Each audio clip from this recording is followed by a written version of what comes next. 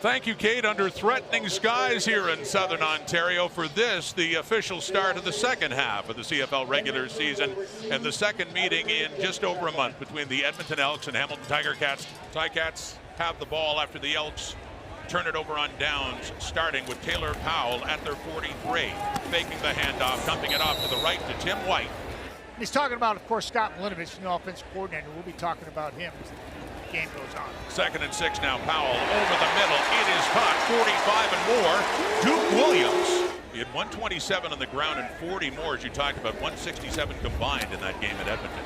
So a 2nd and 6. Powell, and they have him. Taylor Powell.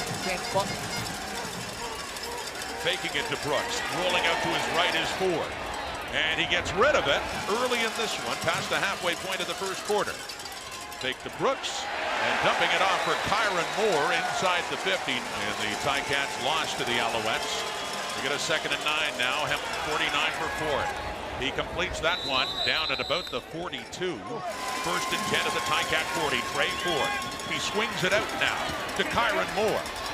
Gets 5, gets 7 or 8 there down the QEW's. Got family and friends here tonight, just like last year for his CFL debut. Blitz coming, he got it away. Touchdown Edmonton. Ford just before he's hit, and look who gets it. Former Tiger Cat Steven Dunbar in his first trip back to Hamilton after spending the previous 2 years with the black and gold. And he's got one in this game returning to Hamilton from Tre Ford, and that's the difference right now. Oh, running now is Butler. Big run down to the 15. That's what the Ticats needed, a late. Felix Garan-Gauthier, the fullback, is in, and he gets loose. And Powell on the run, and he looks down to Garan-Gauthier at about the 2, so we have a 3rd down coming up. Taylor Powell standing under center, handing off, touchdown. Butler does it. Had the biggest play to get them close.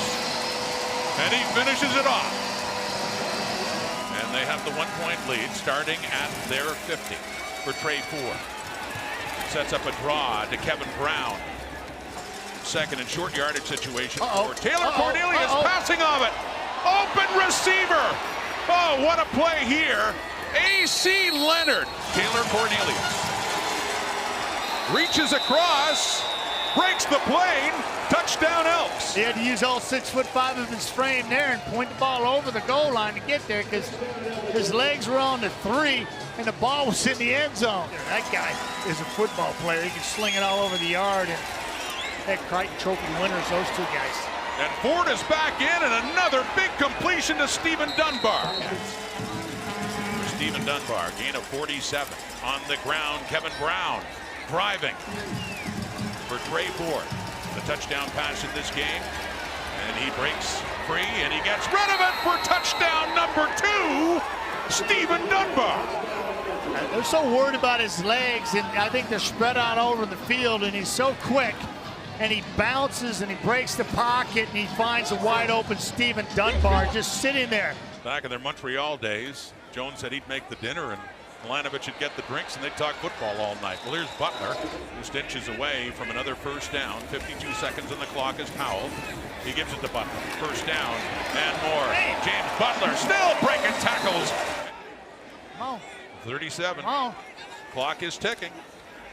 4-man rush. Powell escapes. Serezna after him. He completes it, though. He finds an opening, and that gets down inside the 20. 8 straight completions now for Taylor Powell. And that's 9 straight, and that's Tim White again, and he's down approaching the 10.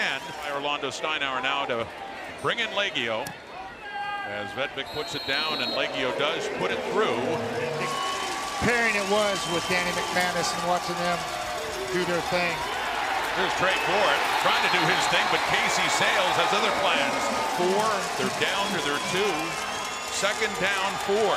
Under pressure again, and this time he will take off, backtracks, and just tries to throw it out of bounds. Used to pass. He steps up. And he has a receiver, too. It is caught for a 1st down. There you go. Pay attention. He picked up 6, a 2nd and 4 at the Edmonton 40.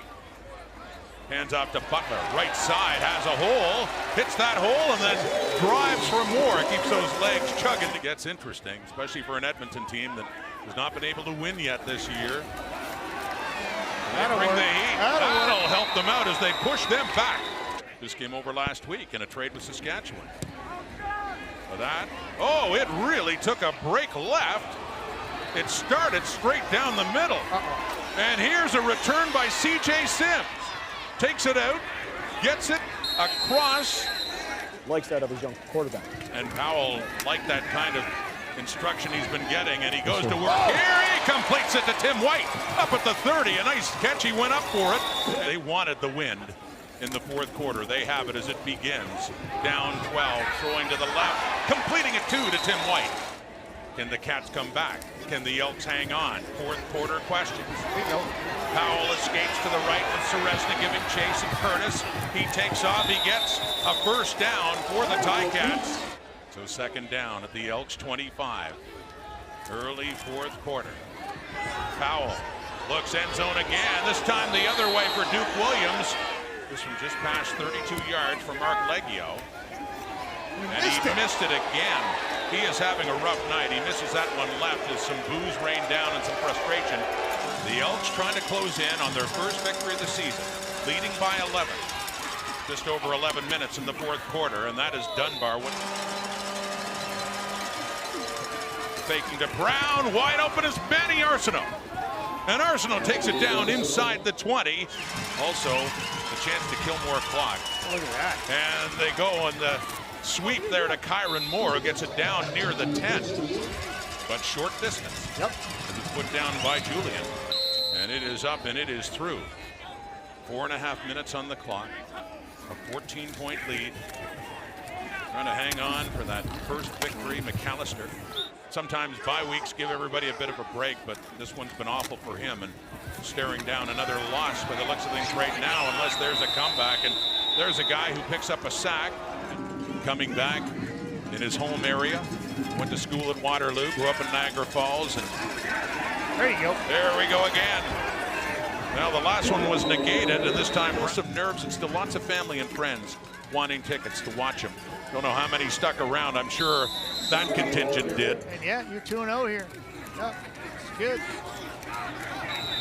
That's one way to look at it, right? Well, we had to wait a little longer to see it, but we can finally say, for the first time in 2023, the Edmonton Elks win. 24-10 is the final.